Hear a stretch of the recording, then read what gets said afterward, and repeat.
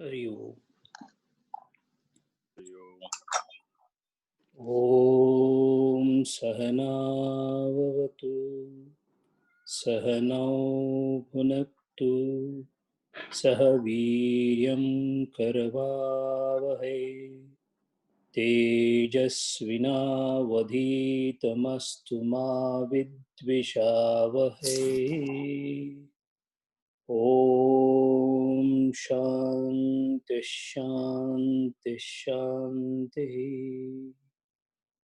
समस्तजनकल्याणे निरतं करुणामयं नमामि चिन्मयं सद्गुरुं ब्रह्मविद्वरम्। ॐ श्री चिन्मय सद्गुरवे नमः। योगेन चित्तस्य पदेन वाचां मलं शरीरस्य च वैद्यकेन योपाकरोत्तं प्रवरं मुनीनां Patanjali प्राञ्जलिना नतोऽस्मि।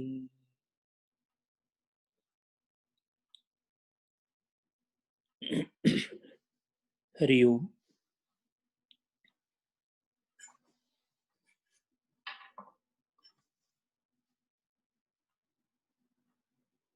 If we imagine a child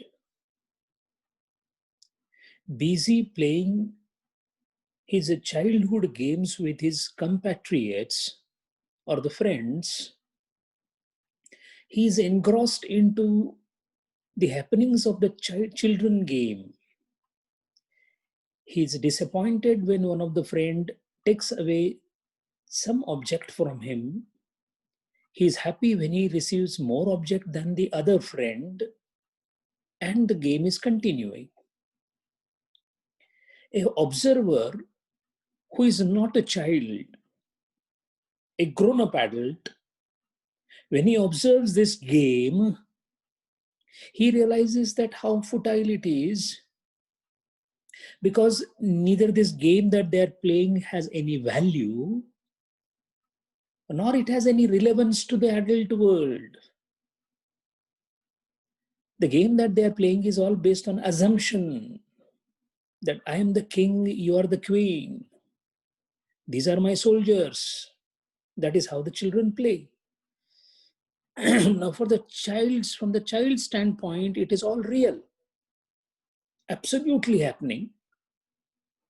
And he's so engrossed into it that he gets pain and sorrow when something goes wrong against him, and he complains to his father, who is an adult, saying that, look, father, so and so is not cooperating with me in this game, and he's making me unhappy. What has happened between the outlook of the father and the child is the scope of intellect for the child is limited vis-a-vis the father.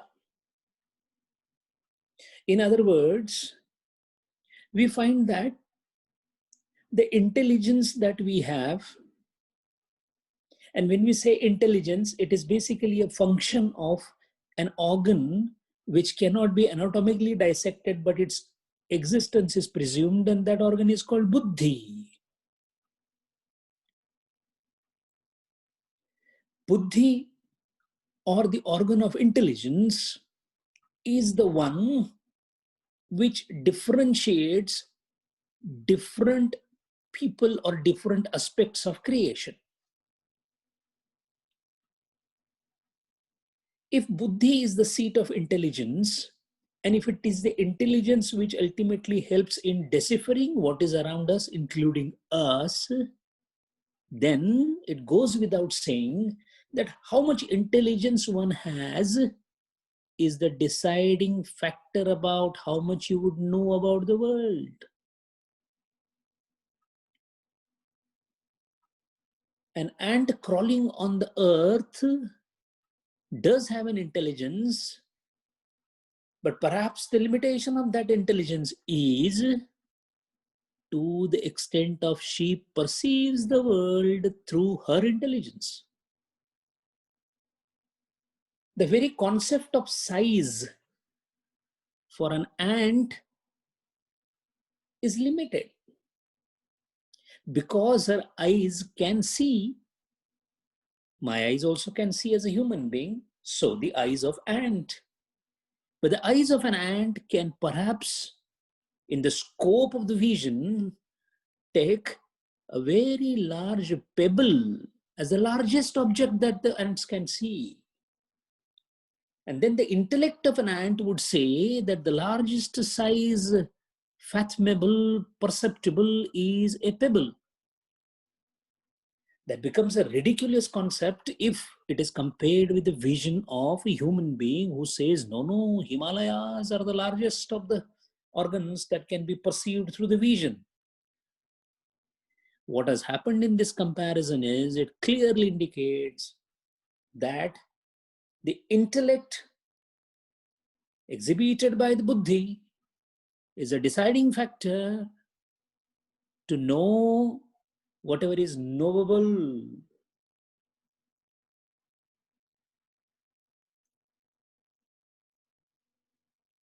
This in Sanskrit is called chetasa, the buddhi, and its application through the intelligence or the intellectual apprehension is called chetasa.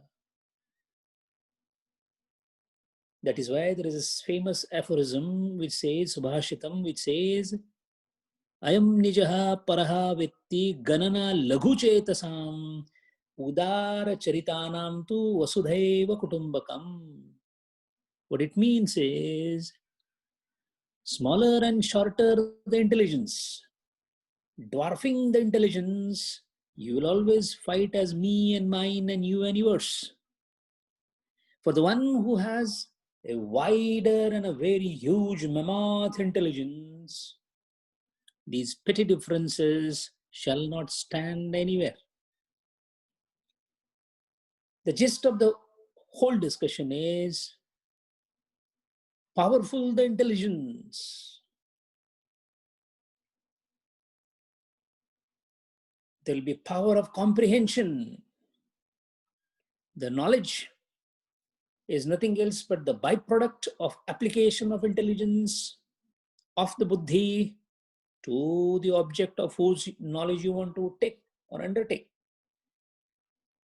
So if you look at a very close view of the entire creation of the Lord, the creation is nothing but the development of this consciousness from its rudimentary aspect to its mammoth aspect or the ultimate limit called parakashtha.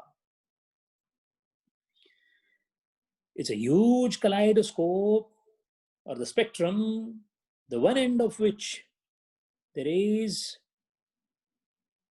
absolute, hardly perceptible intelligence. But mind well, there cannot be anything in the creation which is not intelligent, because it is created from the intelligent aspect of the Lord.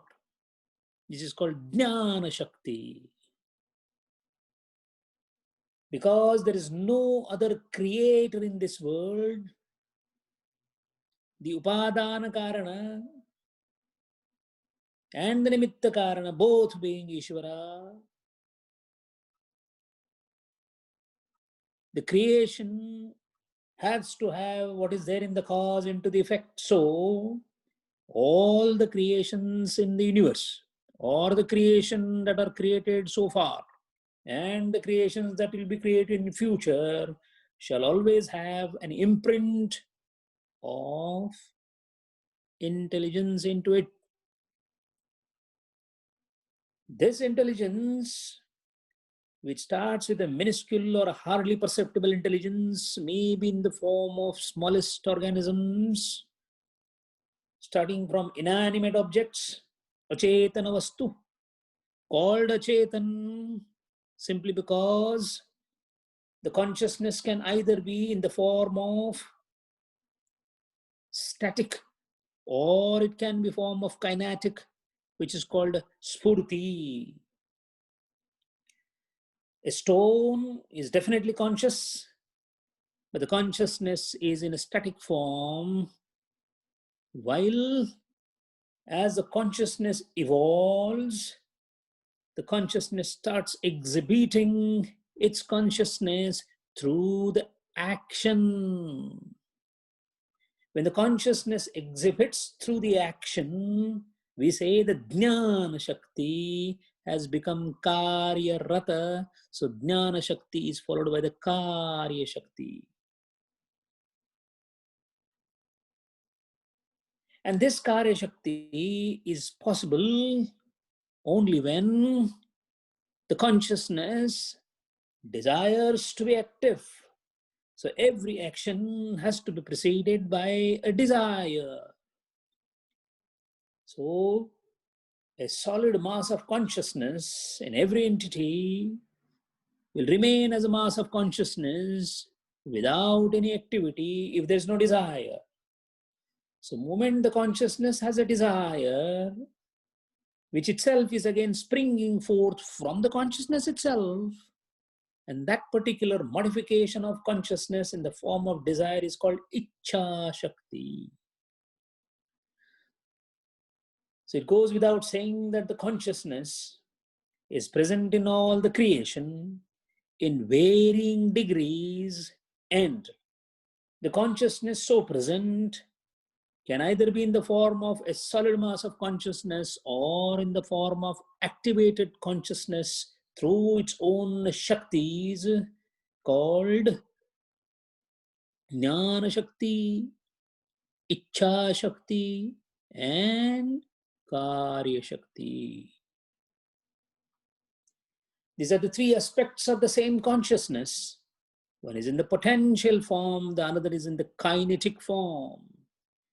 Based on the exhibit of the consciousness keeps on evolving from the minuscule particulate matter slowly towards the highest point of the evolution, that is human being.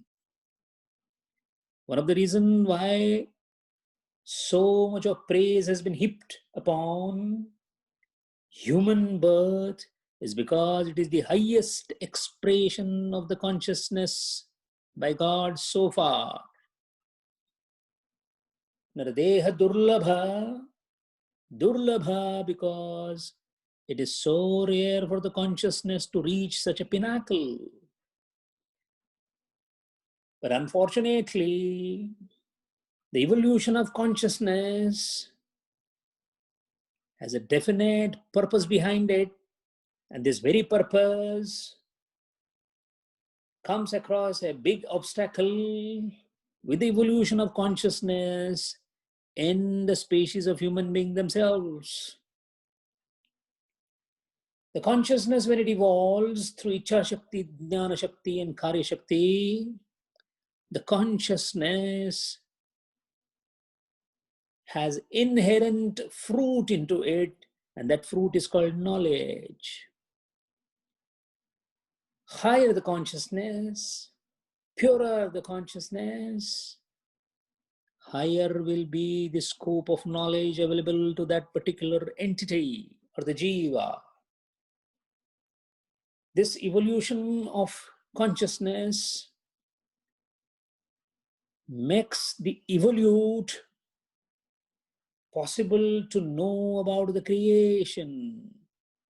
So as the consciousness evolves through the inanimate objects, then the plant kingdom, then the animal kingdom, and moves slowly upwards towards the human being, we all can see that more and more awareness of the created universe is brought to the consciousness. That is why, being at the pinnacle of the development of consciousness in the creation, human beings are the one who are aware of the creation at the maximum.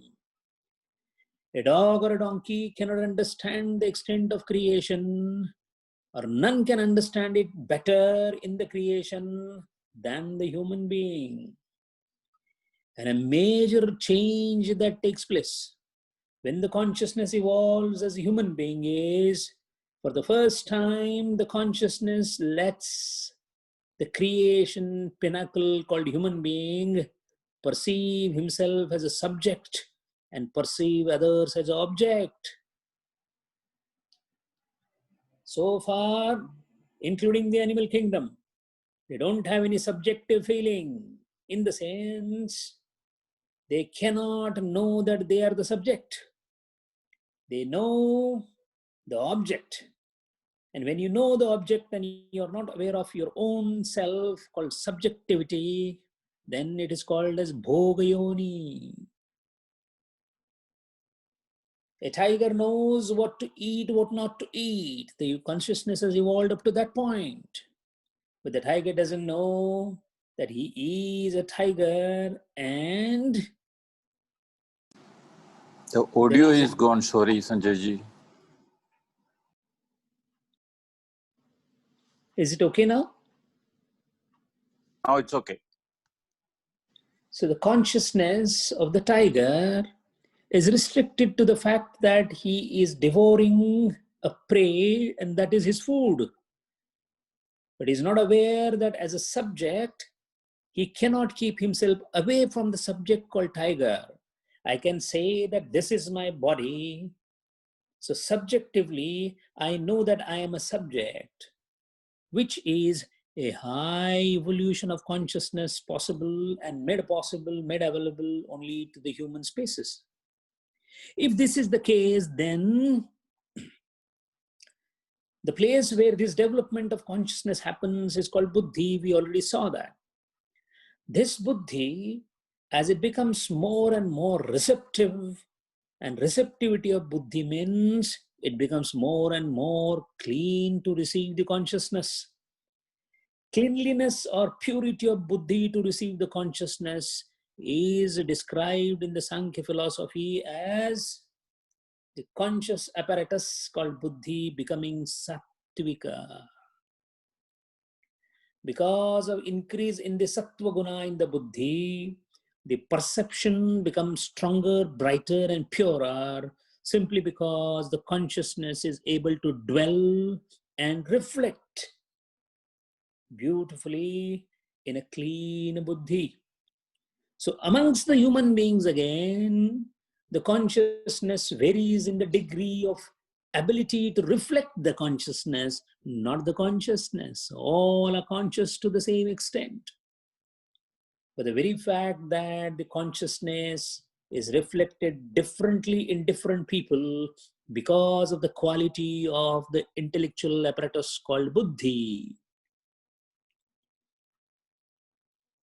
Unfortunately, when the consciousness tries to develop to the highest pinnacle called human being, the reflecting apparatus becoming purer and more stronger, it carries with it a very big and the last pitfall. Such a nice development in the Lord's creation taking place from the minuscule particle of inanimate object, slowly moving up in the ladder of evolution to the point of human beings goes smooth without interruption. But at that point of time in human beings, it intervenes, or it comes across an interruption or an obstacle. And the obstacle is, now that the sun called Chaitanya or consciousness is reflecting powerfully in the medium of a mirror called buddhi of the human being, the mirror starts presuming the light to be his own. So far, down below human being, no one had an ability of subjectivity. So the light that is dwelling in a tiger or the animals, they do not even think, because thinking itself is not possible in terms of subjectivity. The human beings, because of higher evolution, are endowed with the faculty of differentiation between past, present, and the future, the tripartite system of the time or the kala, and also the ability to have a subjective apprehension. The most unfortunate thing that happens is this particular human being, if at all it has to be described in one single line, it can be described as human being is an apparatus where there is only one thing relevant called buddhi or antakarana, which is higher in sattva and has an ability to reflect the consciousness in a far better way than any of the creations of the Lord so far. With the result, when this particular mirror reflects the sun of consciousness, starts presuming that the light belongs to him. And this particular notion of the fact that the light that is reflected in the mirror of the buddhi being presumed to be his own light is called avidya. This is the major unfortunate happening because of which the instrument in which this consciousness has reflected, the instrument starts assuming that it is my light. On one hand, the Lord gave subjectivity because it was a state of evolution. One step more and the human being is supposed to be the Lord, because beyond this, the consciousness is not going to develop anymore, but the consciousness is going to merge with the entire consciousness. That means the Nara will become Narayana. That is the scheme of the things. And the creation, which is the nothing else but the game of the Lord, the Leela, is not meant for any of the constituents of the Leela, but to play the role that has been ascribed in the Leela. So when the Lord creates anything, every single constituent of the creation of the cosmos or the creation itself is supposed to play a role as delineated by the Lord, because it is his game. Unfortunately, the entire creation follows that. The trees will continue to flower. They do not think this is my tree, I should not be giving shade or the shelter to a weary traveler. They just do it, whether he is a good man or a bad man. Because every constituent of the cosmos behaves the way the Lord expects that constituent to behave. So the purpose of existence is never vitiated by any of the creation except the human being, because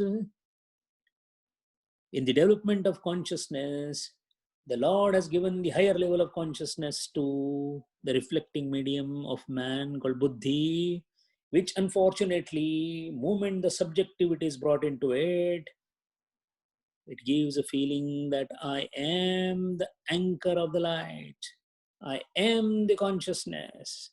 And this I then creates I and me and mine, which in other words is called ego or Vikruta Ahankara. Mind well, we are students of Yoga Shastra. We are not talking about Chitta Ahankara. That is one of the first prime tattvas of Sankhyas. We are talking about Vikruta Ahankara, Vaikarik Ahankara, ego. This ego, this identification of the light as me, not as Lord, thinking me as a person, not a Lord, thinking me as not a constituent of the cosmos, but a separate person from the cosmos, is called avidya. The reason it is called avidya is because vid is to know. We do not know why we are here. When you do not know why you are here, then you are having ajnana.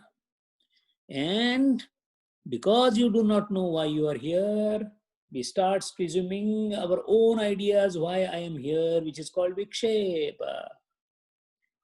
So not being aware of our own role and position in the creation of the Lord is the very reason why we are subjected to the differentiation of me and mine, or the bheda. There are 6 different types of bhedas. I feel I am different than the inanimate world. I feel I'm different than the other jiva. I feel I'm different than the Ishvara. So jiva jagat bheda, jiva ishvara bheda, jiva jada bheda, Jada Jada Bheda. The Samsung and the Apple are not same. This is another Bheda we feel. There is nothing different in this world by the Rishis have been telling us. Everything in this world is consciousness enveloped by the matter. If this is the case, we do not perceive it that in that manner. We feel there is a difference between the tree and the car. That is called Jada Jada Bheda. We feel there is a difference between me and Pradeepji. This is Jiva Jiva Bheda. We feel that the Lord is something different than me. Jiva Ishvara Bheda. Not only that, some of the people even feel that that Lord and that Lord is different. That is called Ishvara Ishvara Bheda.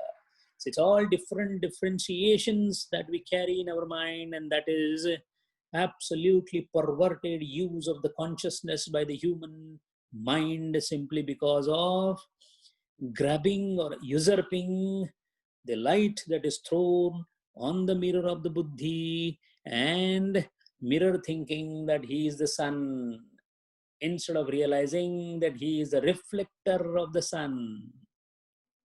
This small but a giant mistake makes all of us subject to differentiation, and it is a differentiation that is the cause of all the problems that we have. One of the major things that we need to know here, and perhaps the Sankhya Tattvajnana has given a beautiful explanation here, very deep philosophy of Sankhya's tells us one thing, that if this evolution is moving from the smallest consciousness to the highest consciousness as a game, as a leela of the Lord, then there has to be something in the Lord which shall direct this particular drama. All the Bhoga Yonis are performing perfect work. So the Lord, it is Lord's wish. Why is that the tree keeps on giving the fruits without asking who is taking the fruit? Because it is the Lord's order and the tree follows it. So if all the creations in the universe are following precisely what the Lord is saying, then the human being, because of the human intellect and its wrong usage, perceiving the reflection as his own, having the ahankara that he himself is the doer, then that also is an aberration in the Lord's world. So the Lord has to correct it. It goes without saying as a logical corollary that for all the mistakes that are happening at the hands of human being, the Lord shall always be there to correct it. Because if there are errands that are played by the children, it is left for the father to correct it. So if the child is about to fall in a ditch, it is the duty of the Lord, because Lord never wanted, the father never wanted the child to fall in the ditch. In the similar manner, the creative power behind this universe shall ensure that none of these creations deviate from the deserved or decided action, so that they all will be created from me, they all will be directed by me, they all shall come back to me. Mai adhyakshena suyate chara charam. When Mai adhyakshena means I shall be directing them. And that is why every single entity in this world is approaching God, is approaching Creator, because that is the way the Creator had created the creation. And then, since we have a Purusha and Prakriti as the two main constituents of this creation, the Prakriti which is completely insentient, and the Purusha who is completely sentient. And at the same time, the Purusha does not take part into any of the activities of Prakriti. Then comes the question, who is the one who is directing the Prakriti or all the constituents of the Prakriti of the creation towards the ultimate goal of the Kaivalya? And that is the reason why there has to be somebody outside the purview of the Prakriti. There has to be somebody which is different than the Purusha, because Purusha does nothing. Prakriti has no power to do anything. Then Who is that power who is directing every single created constituent of the Prakriti towards the Ishvara, towards the ultimate goal? And in order to solve this dilemma,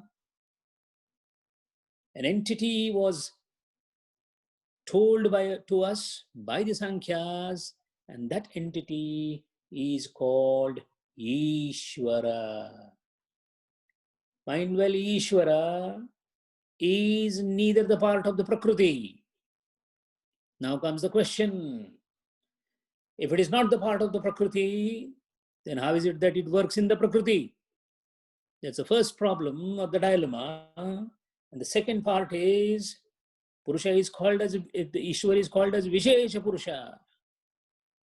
Then the mind gets confused because we say there is only one Ishwara, one Purusha so far we discussed.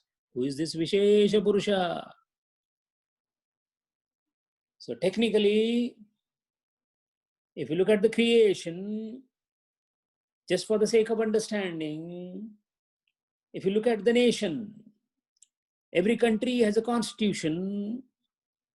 The constitution is in the form of a book, written in the form of a book, but it is always away and absent. Nobody thinks of it, but everybody knows that it is existing. In fact, a nation cannot stay or a country cannot exist without constitution.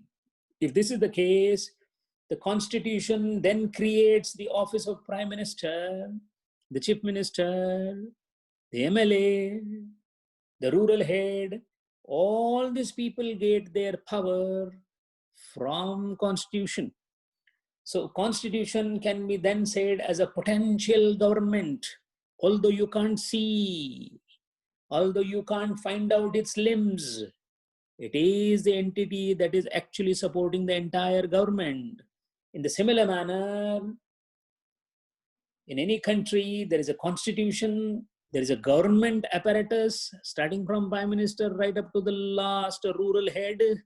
And then there are people in general who constitute the citizens of that country. Now take the same analogy to the creation of the Lord. The constitution is Mula Prakriti. Mula Prakriti doesn't do anything. But only when it decides to be implemented.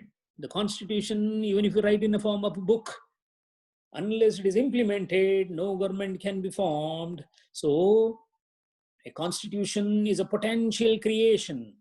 It is brought into the action only when constitution undergoes the oath that now there will be a government formation, which is called as Guna Samyavastha becoming Guna Kshobha. A constitution without a country is called Moola Maya or Moola Prakriti. A constitution, when the country is about to be formed, the constitution will be implemented, some of its clauses will be utilized. That means the constitution is made up of three gunas. The three gunas shall start acting. After that, 25 tattvas like karmendriyas, dhanendriyas, and chitta and antakarana and everything will be tanmatras, and the panchamahabhutas will be formed. All these are government organs. So there is a Moola Prakriti. There are government organs called Vaikrutika Prakriti or Vikruti. Again, I'm repeating, the constitution is called Moola Prakriti. When it undergoes modification to form the nation, we call it as Prakriti. It is no more Moola Prakriti, but Prakriti because it is undergoing the change now. And when it changes into different organs, it is called Vikruti. Vikruti because it has undergone change. Change is Vikar. So these 25 tattvas, which represents the government, right from prime minister to the rural head, are the Vikrutis. And rest all are Jivas, who are the citizens. Now the citizens work with the help of the government, and the entire thing is called nation. Similarly, the whole creation is filled with lots of jivas who, with the help of these vikaras, because they have these vikaras for their help, so they make use of the karmendriyas, the jnanendriyas, the antakarana, the chitta, the tanmatras, the panchamahabhutas, the ashtada prakriti, and carry on with their day-to-day activities. That means The citizens are involved in their day-to-day earnings and day-to-day living. Similarly, the jivas are involved into day-to-day earning and living, which is called as Dakshina Bandha. Dakshina Bandha means those who are into karma, Ichha, Phalam, Vasana, these are called as Dakshina Bandhas. Like the way the citizens keep on giving the taxes, the jivas keep on giving the taxes of the pain and get reborn. Those yogis who decide to contemplate upon the creation and want to go back to the constitution, that is Mula Prakriti, they first focus on the vikaras or the vikrutis, that is tanmatras and the sthula objects. That means they join the government.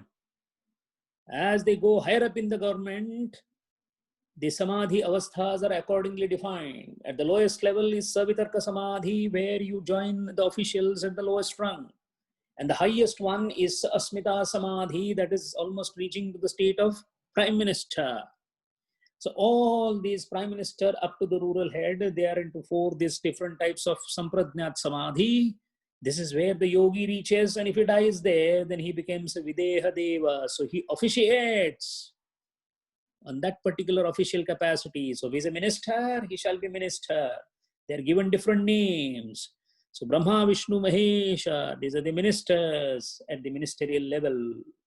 So a yogi, as he moves up in his progress, he slowly reaches to these levels. But the one who has reached up to the constitution, but hasn't transcended the constitution, he is called Prakriti Laya.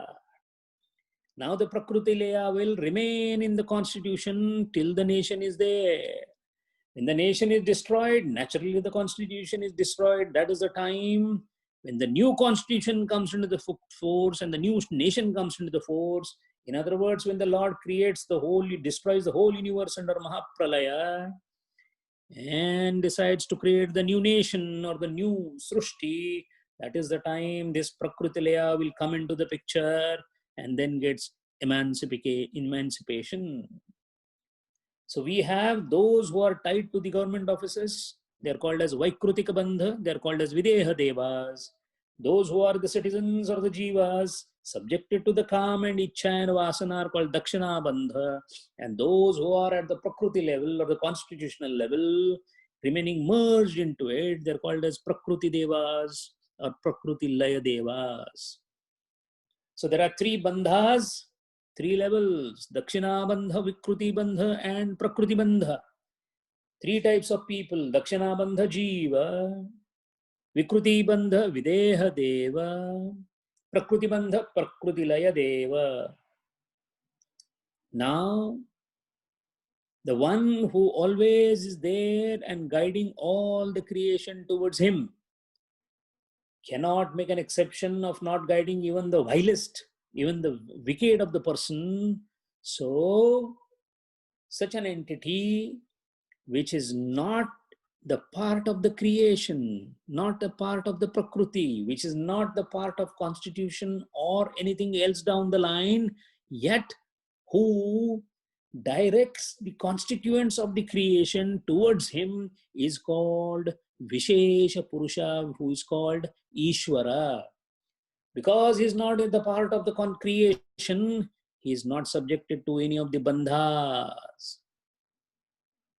He is not subjected to the bandhas because he was never subjected to the bandhas. He always remains outside the scope of the bandhas. So imagine a person who is not connected with the nation, not connected with the constitution, and yet has a right or authority to interfere with the nation. That is the placement of Ishvara. This Ishvara, because he is not connected to any of the bandhas of the creation, he is forever free. That is called as Nitya Mukta, and that is why Ishvara has been defined precisely in the aphorism by Patanjali, where he says, Klesha Karma Vipaka Ashaya Apparamrushtaha Purusha Vishesha Ishvaraha. He is called as Purusha Vishesha because there is one Purusha which we refer to as Adya Purusha or original Purusha just for our understanding, who never takes part into anything Nishkriya like the Brahman. Then there is this Vishesha Purusha who is not part of the creation, yet he is working in the creation so that every created constituent ultimately reaches to Purusha. And then there is a third part called Sadharana Purusha. The Sadharan Purusha is the indwelling consciousness in all the creation, including us, the Jivas. The Sadharan Purusha has undergone a very big misjudgment, and the misjudgment is, I am the Lord, I am the Creator, which is because of the wrong interpretation of the reflection of consciousness into the transparent apparatus or the mirror called Buddhi. So this is the definition of Ishvara. Now, conversely, it gives us two things to understand. All the bandhas that we talk are made up of the kleshas, the karmas, the vipakas, and the ashayas. If these four are removed, then that particular entity and the Ishvara are the same. So the yogi who undergoes sampradnyat samadhi and then asampradnyat samadhi reaches a stage of Ishvara. So he is Ishvara Koti or Ishvara Tulya.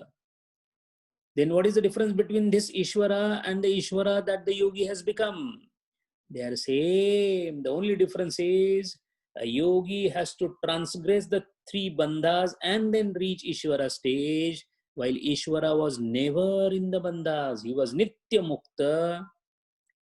Yogi is Bandhana Mukta. That is the difference. This klesha, which the jiva suffers and the Ishvara never suffers, and the yogi overcomes, is made up of asmita, avidya, raga, dvesha, and abhinivesha. Avidya we saw. Avidya is everything that is around me.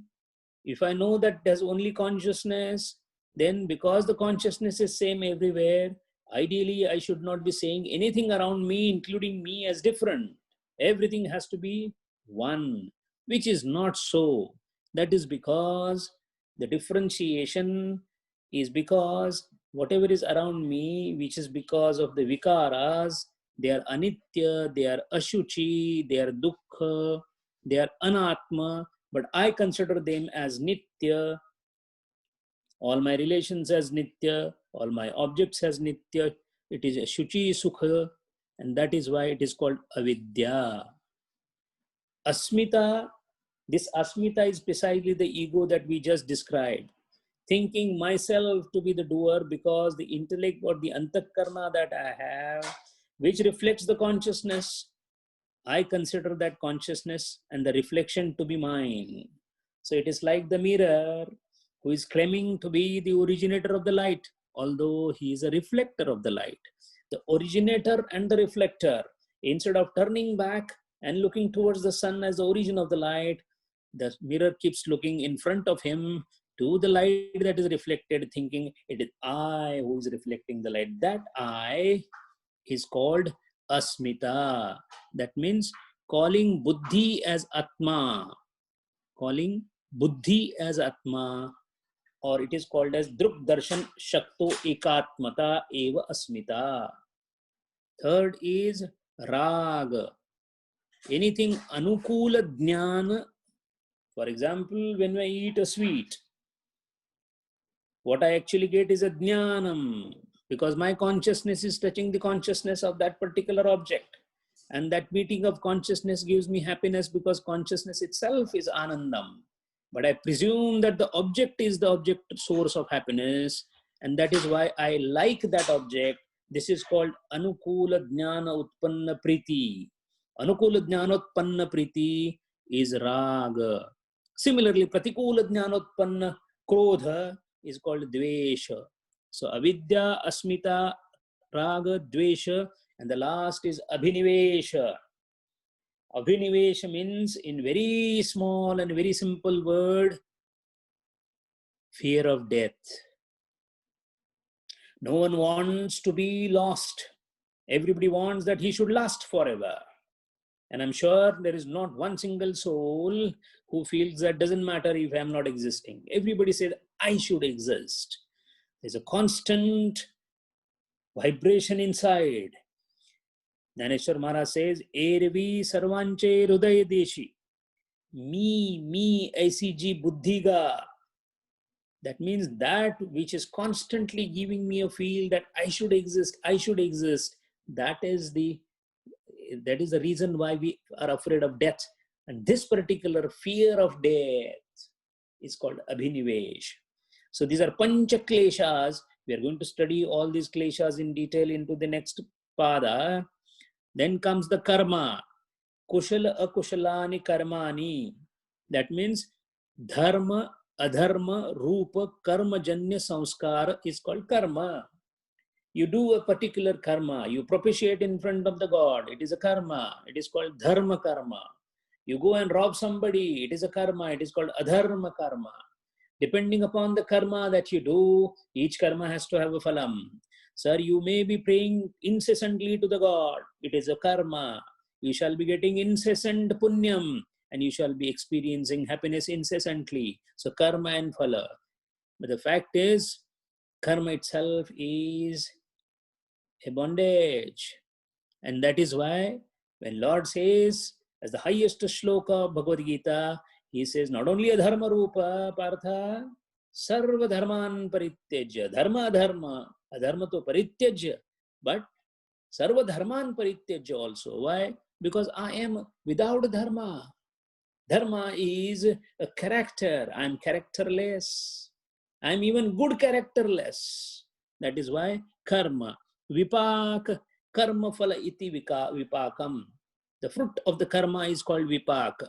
There are three types, jati, ayu and bhoga. Mind well, based on the karma that we have done, we shall be given three things positively as a part of phala, irrespective of what karma you have done.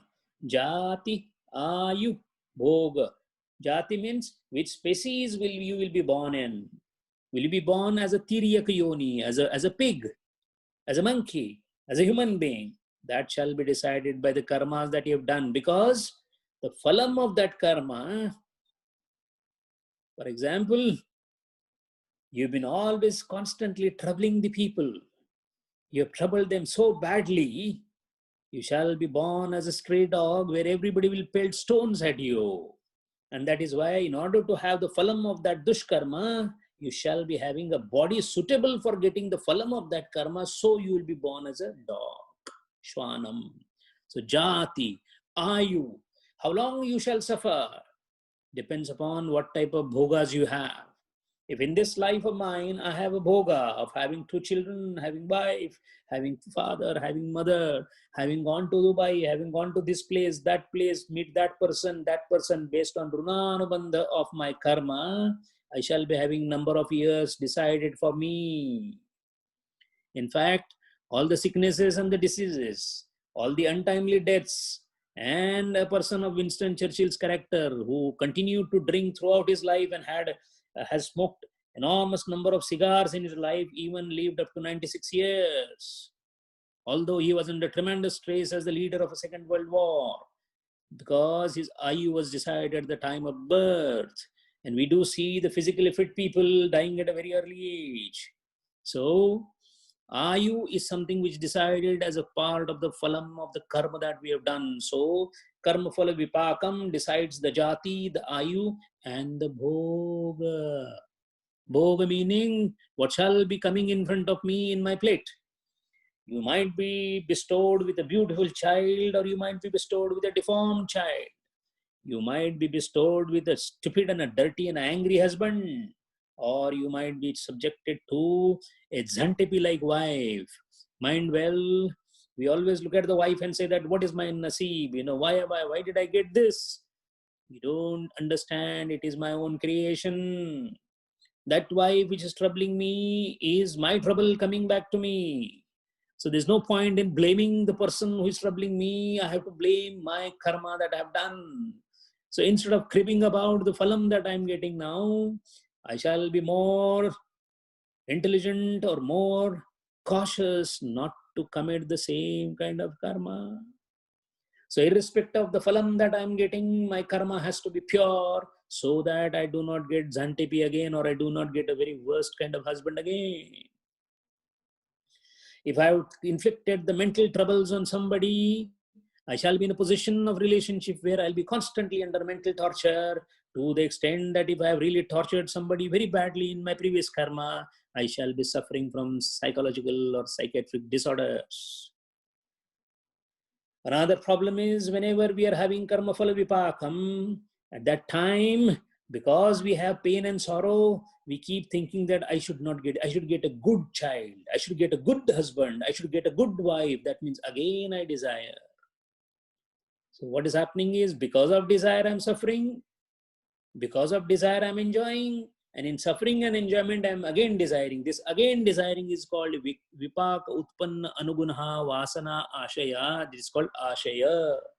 So klesha karma vipaka ashaya, these are going to be seen in detail later on. These are the 4 afflictions that the jivas have. None of these afflictions Ishvara has.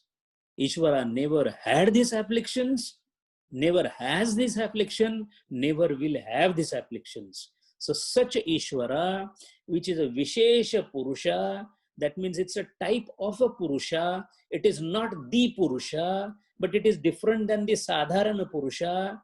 It works in the creation with the help of his own existence, yet he is out of the creation. Then the question comes, we call Ishvara to be Shuddha Sattva Gunatmaka. Sattva Guna is gunas are inside the creation. Then how is it that this gentleman called Vishesha Purusha Ishvara is outside the creation and yet Sattva Guna? This question should come to the mind. If it hasn't come, that means we haven't understood Yoga Shastra. Sattva Guna, Rajaguna, Tamoguna are after the Prakriti. Ishvara is outside the Prakriti, yet Ishvara is Shuddha Sattva Guna. How that is to be reconciled? And the reconciliation given by Vyasa and the Vachaspati Mishra, Tato Vaisharadi, both the Rishis of enormous intelligence, and of course, the Kapil Muni. We must all be thankful to Kapil Muni for giving this particular explanation and giving the entire setting of how the whole world is created. The Ishvara here is an entity which is a Purusha, but it takes the Sattva Guna from the creation as not the constituent, but for the sake of usage. The example given in the explanation of the Bhashyam is, when a particular person called Rama decides to act like Bhagavan Rama, then he will do all the actions like Bhagavan Rama. At the heart of heart, he knows that he is not Bhagavan Rama. At the same time, he is doing all the actions of Rama. Similarly, Ishvara is out of the creation, but adorns the Shuddha Sattva Guna, dons the Shuddha Sattva Guna, not imbibes the Shuddha Sattva Guna. So he is not under the gunas, but he undertakes the Sattva Guna because of his ability, and then directs the constituents of the creation towards him. And this directing every constituent of the creation towards him, so that nobody suffers from this particular karma klesha karma ashaya bandhana, is called krupa. This is krupa. The place of Ishvara's krupa, Ishvara ashirvad, Ishvara anugraha is this. That is why his very existence is for bestowing the grace. This grace was ascertained by many in Bhakti Marga. In fact, one of the Bhakti Marga of Sri Vallabhacharya is also called Pushti Marga. Pushti means that which gives me nourishment. And the nourishment for the jiva is from the krupa of the Ishvara, the same Ishvara which is standing as the Vishesha Purusha, working in the creation, standing outside the creation, This particular aspect of Sankhyas is also adopted in Advaita as we call Ishvara is Mayopadhita, but not under the control of Maya. If we look at the Advaita, definition of Ishvara there is, Ishvara is also covered by Ajnana, which is Maya.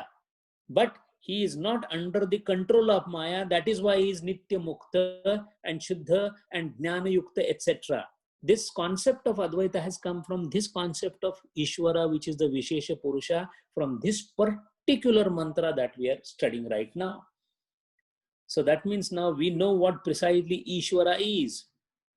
So Ishvara is a Laksha and Klesha Karma Vipaka Ashayaihi Paramrushtaha Purusha Vishesha is the Pada Lakshanam. So Ishvara, now that Ishvara is there and he dons Sattva Guna, Sattva Guna is nothing else but splendor, Aishwarya, radiance, knowledge, everything to the maximum. That is why Ishvara is Shadguna Aishwarya Yukta. So far we know that Purusha is Purusha, Prakriti is Prakriti, Ishvara is a Vishesha Purusha. In Prakriti, there are three types of bandhas, the Dakshina bandha, the Vikruti bandha, the Prakriti bandha. The yogi starts moving upwards from the Dakshina bandha, that is Jiva bandha, to Vikruti bandha, from Vikruti bandha to Prakriti bandha, and then transcends the Prakriti to become Ishvara-like. But he is not the Ishvara in that sense. He comes from the bandhana and becomes the Ishvara. Ishvara is ever existing without the bandhana. That being the case, a very relevant question comes to the mind. If a yogi becomes the Ishvara, then does he have the power to destroy or create the world? Because he is Ishvara now. And the answer given to that is not possible, because this power or the Aishwarya is bestowed upon that Ishvara which has never been under the bondage. And there is only one who has never been under the bondage, that is only one Ishvara. That is why there are not many Ishvaras. Now comes the question. When the creation is dissolved, where does the Ishvara go? So we need to understand that the Ishvara and the creation, they are concomitant things. Ishvara is a Tattvam that is always existing.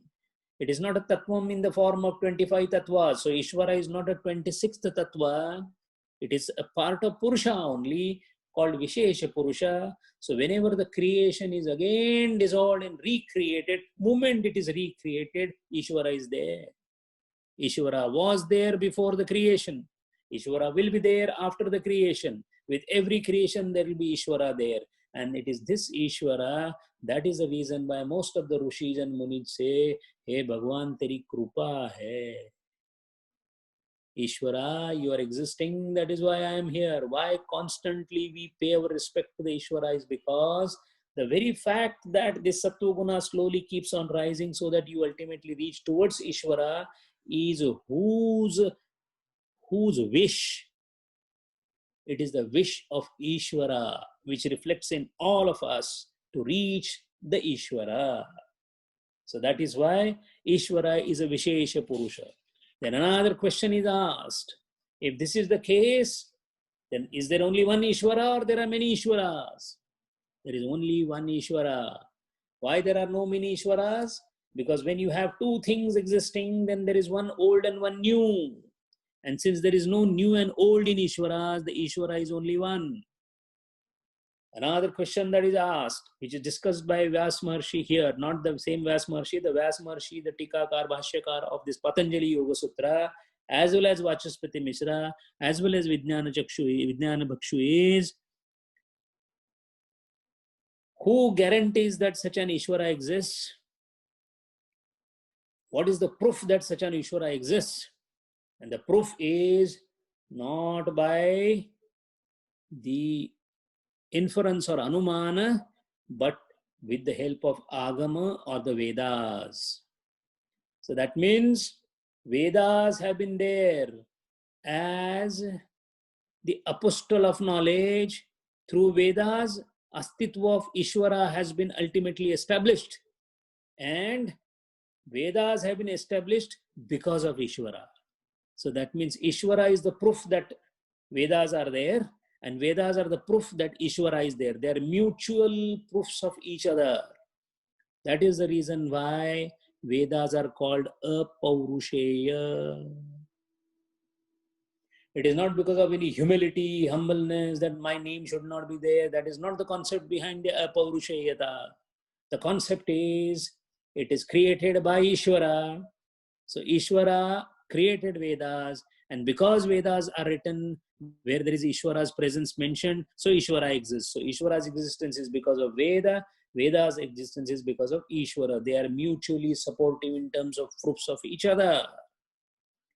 So thus three bandhas completely absent in Ishvara. So that is why Ishvara always have Sarvakalika Utkarsha, Sadaiva Utkarsha, Nitya Mukta, and Nitya Aishwarya Swarupa. Ishwarasya Aishwaryam Samyatisha Vinirmuktam. Samyatisha is a very important word. There cannot be another entity equal and exceeding Ishvara. Na cha tat samana aishwaryam asti. So there cannot be two Ishwaras. There cannot be anybody having higher Aishwarya than Ishvara. And Ishvara's existence is purely for the purpose of benediction, Ashirvad. And it is his wish that maybe after tumultuous multitudes of birth and death, everybody is inching towards the salvation.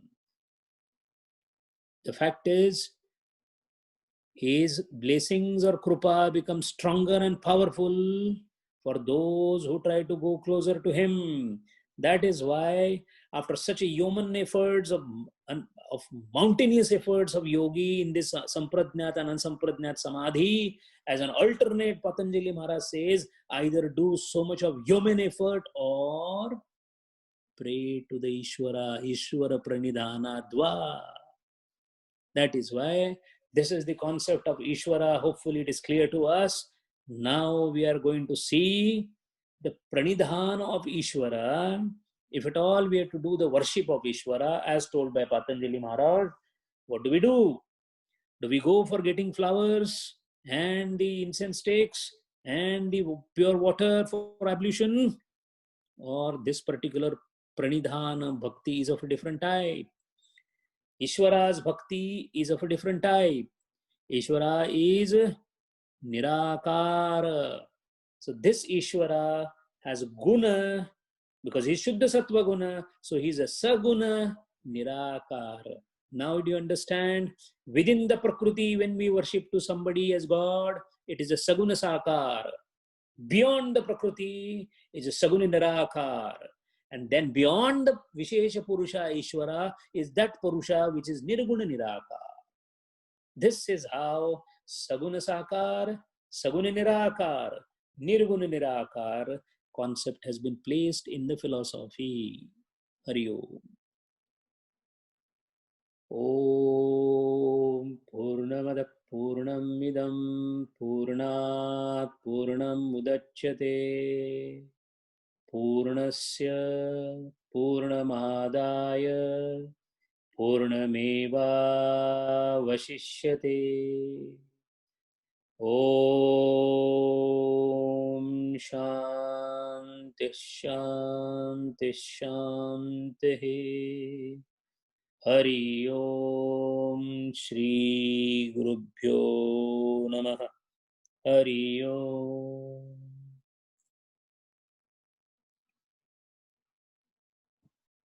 Hari Om, Sanjay, we'll wait if anyone has any clarifications or questions. Sanjay, just for clarification, in fact, two actually. In this, in Patanjali Yoga Sutra, the introduction of Ishvara is very abrupt. There is no, if Ishvara is not introduced into Yoga Shastra, how would the Yoga Shastra look? I mean, will it completely change? Yes. See, the question is, Yoga Shastra tries to define what can be done without Ishvara purely on your own, based on your human efforts as a jiva.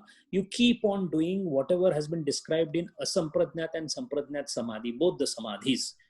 Now, one thing is there, that the Apara Vairagya, which is the essential constituent of the Asampradnyat Samadhi and the Purusha Khyati, is so difficult to achieve that you require a kind of a support or alambana, and such a alambana, if it is not existing, then the yogis fall off at different levels. We saw this Videha Deva Prakriti, even Videha Deva is a very high state, but prior to that also many people fall. The question now is, if such a fall is going to happen, then can it be left only to the human effort, or is there a cosmic wish that the one who is trying for such a high noble cause should definitely be helped by that cosmic entity itself? And that is how the concept of Ishvara came in. So when a yogi tries to utilize the Ishvara as an alamban and continues with his own effort, then the passage becomes much more easier. If that is not there, then it appears to be a very dry thing, one. Second is, the aspect of Ishvara also gives an aspect of what is called as Anandam. It is not the same Anandam of Sananda Samadhi. This is Anandam as of Ishvara's own aspect. Now, Satchit Ananda is Brahma Swarupa. Satchit Ananda means the potentiality of happiness. Now, imagine like a mango wants to taste himself as a mango. Can he do that? A mango cannot taste itself simply because he is sweet. But there has to be a testator to test its sweetness. So when the Lord decided that his own happiness he wants to test, then he brings his own happiness outside in some form so that he can test the happiness. In fact, in Bhakti Shastra, this essence of happiness of Krishna, when it comes out, that essence of happiness in the bodily form is called Srimati Radharani. The concept of Radha is that. So similarly, Ishvara, when the Purusha becomes a Vishesha Purusha and takes the Satoguna from the Prakriti, he becomes Aishwarya Yukta and he becomes a guiding light for all those struggling jivas. So if you walk 2 steps, Lord pulls you for remaining 4 steps. This pulling for 4 steps is called well-wishing, benediction, Ashirvad, Krupa, Pushti, and that is why. Another thing is this a mental gimmick that they try to fit in a person like Vishesha Purusha? No, this has been shown by experience. That means Ishvara has been perceived, felt, used by the yogis to reach there. That is the reason why Kapila Muni has been considered as the greatest in Bhagavad Gita. Because he is the one who said Ishvara does come, Ishvara does help. So Patanjali Yogi Shastra did include Ishvara not as an entity, but as a Vishesha Purusha, and establish the fact that along with your personal individual efforts of the Jiva, you also need what is called as Ishvara Ashirvad through the presence of Ishvara, for which you will be doing Pranidhana. And the yogi, because he is a master of concentration, Audio is gone, Sanjay ji. Dilipji, is it okay now? Dilipji, the audio problem is at your end.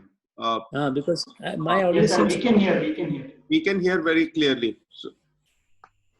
so. Okay, now. What I'm trying to say is, the yogi being adept in concentration, it becomes easier for him to concentrate on Nirakara Saguna Ishvara. A normal person finds it very difficult. That is why Saguna Sakara yogi has already done in the beginning. Now he has come to a stage because he has evolved. So that is why Ishvara's Ashirvad becomes more and more prominent as yogi advances further. That is the reason why most of the realized soul, including our own esteemed Gurudeva, he always, moment Hanuman, he used to be full of faith, bhakti inside him, because they have actually perceived how it helps. And by the way, Gurudeva used, if I may call the word, his acquaintances at Ishvara level to make some people have darshanam of Hanuman and others. That is because Gurudeva was Ishvara Koti. Hari Om. Sanjay, just a small. Yes. So this clearly gives the superiority of Yoga Shastra as compared to say Jainism, because Jainism also has this same path of following, contemplation, all sorts of practices. So, but Ishvara is the difference between Jainism and sorry. Yes. Understood. So this is the advantage that we have here in Yoga Shastra.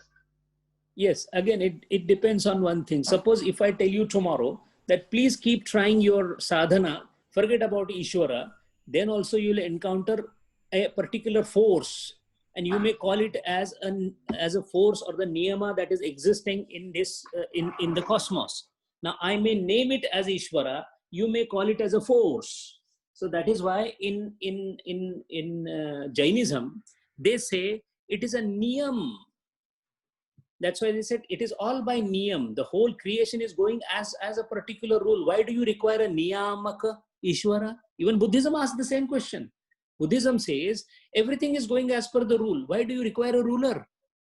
So that is their way of saying. However, as the Jainas move towards what is called as Tirthankara level stage, the Tirthankara himself is the status of Ishvara. They may not name it in the so many words. These are all what is called as logical speculations. These are vadas. But the fact is that some of them may name it that in that manner. For example, we always say, it is मैं शिवजी की उपासना करता हूँ. Gurudev was a Shivaji upasak. But if Shivaji upasak, then Shiva himself is inferior to the Ishvara.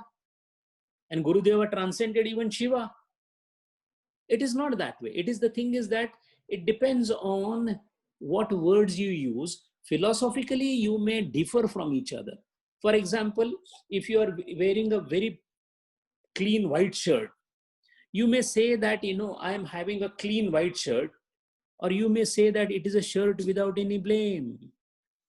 Now what has happened is, I use blemishless shirt. This is one saying. The other person is saying, no, I use only white shirt.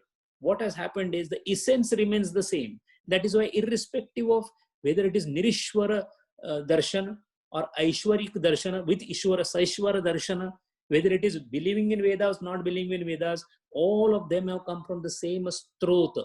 That is why ultimately it reaches there. Not only that, with little bit of study, whatever I have done, with confidence I can say, even the other religions are also talking of the same thing. The Ishvara, who is Jesus Christ, his blessings are the one everybody is expecting. Now the blessing could be expected out of love, it becomes Christianity. The blessings could be fear of doing something wrong, Islam. Adoption of methodology can be different, but the great have Islam and there is a separate world. Those who believe in Christianity, no, the world is one. Interpretation. Vipra Bahuda Vadanti. The intelligent people talk in different language. So that is why apparently whatever, now what will appeal to you depends upon your previous swabhava. If you happen to be a person who is doing Jainic practices, you will say that there is nothing in yoga. If you're a person who is appealing on the reason, logics and reasoning, etc., the yoga will appeal you. If you're a person who has no ability to understand the intricacies of Yoga Sutra of Patanjali, then you will say, my Bhakti Marga is the superior. It again depends upon your previous samskara. And that is why the liking and disliking will be there. Hari.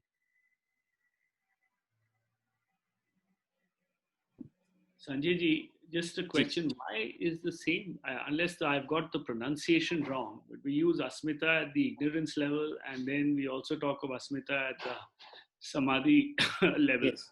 Yes. So the same word, I mean, is there something that, has to be understood?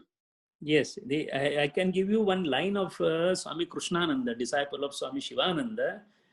he himself has used in his bhashyam on this Patanjali Yoga Sutra. He says, for some reason in Sanskrit, why they have used the word ahankar or asmita at both the places, I do not know. And I wish they could have used a different word. This is what Krishnananda is saying. I have no authority to say that. But the fact is, both of them have a similar meaning used in different contexts. The Shuddha Ahankar is the first stage of differentiation. See, anybody who is Atmajnani, he thinks he's only one because Atma is only one.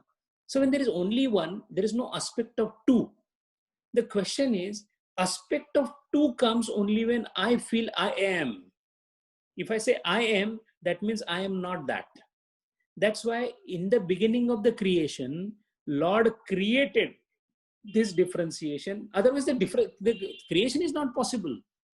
How will you say tree and animal, tree and a man, man and another man? It is only when you have identity about yourself. This self-identification is called ahankara. That's why it is called Shuddha Ahankara. And there's nothing wrong in it. There's nothing wrong in calling tree a tree. The problem is calling that I am the only tree and others are different than me is the problem. The second ahankara that we talk as an asmita is the ego that we normally refer to, is that ahankara where I am what I am and others are not me. That is Vikrut ahankara and that is Shuddha ahankara. For example, you and me are different, isn't it? At a normal level, we can say that, yeah, you are wearing a black shirt, I'm wearing a blue shirt. Okay, this is fine. But at the same time, we may say that we are both same because we are consciousness, isn't it? Now, if I say, no, consciousness-wise also you are different, I am different, that is Vikruta Ahankara. Vijatiya Bheda, they are bound to be there because that is what creation is all about. But understanding that difference as differentiating point between me and others, which is called Bheda. The Bheda is the problem. And that is why Bheda is also called Bhranti. So these two, both are called by the word Ahankara. One Ahankara is Shuddha Ahankara. One is called Vaikrutik Ahankara. Vaikrutik means Vikara has happened. That is why that Ahankara is before Vikruti. That is before Vikruti. This is after Vikruti. Because second Tattvam of Sankhya is Buddhi. Now the question is, Buddhi of whom? The question will come. Buddhi of whom? That of whom is the third Tattva Ahankara? Me, mine. Mine as a root concept is pure. Mine as a differentiating concept of Bheda is impure. That is the lower ego, which we need to transcend. Even afterwards, that ego also has to be that Ahankara, Shuddha Ahankara also has to be transcended, which is a very, very difficult thing. That is why it is the last stage of Sampradnyat Samadhi. Hari. Thank you. Dhanyavad. Hari Om Sanjay ji, I missed a basic point. So we are talking, when you were giving example of Jad and Ajad, you said different levels of consciousness. Yes. I'm struggling with that phrase because I thought consciousness was only one type. I'm equating consciousness to Brahman. So the moment you say types, I'm not. No. When I say levels of consciousness, I'm not trying to differentiate the consciousness. Let us say, sunlight, it is full sunlight. All right. Now you've got a very small hole in the wall and a small light is coming. So is it that there is different types of light? Light is same. But now because of that hole, only small light is coming. Similarly, when I said levels of consciousness, I'm talking about levels of reflecting the consciousness. So when you go to the insentient object, he has consciousness, but he can't even properly reflect it. So we call it stone. As we go upwards, he starts expressing that consciousness. Expression of consciousness is an ability of antakarana. So more the expression of consciousness, higher the evolution of antakarana. So that is why Darwinian evolution we don't believe in. We believe in Sankhyan evolution. What is the Sankhyan evolution? Vivekananda was proud of it. That evolution is continuous higher and higher level of consciousness reflection. So when it comes to human being, we are able to reflect the consciousness to the maximum. Unfortunately, why we are not able to do all of us is because the reflecting medium is not kept as pure as original. Then what is that which is covering that particular purity? The Raj and Tama.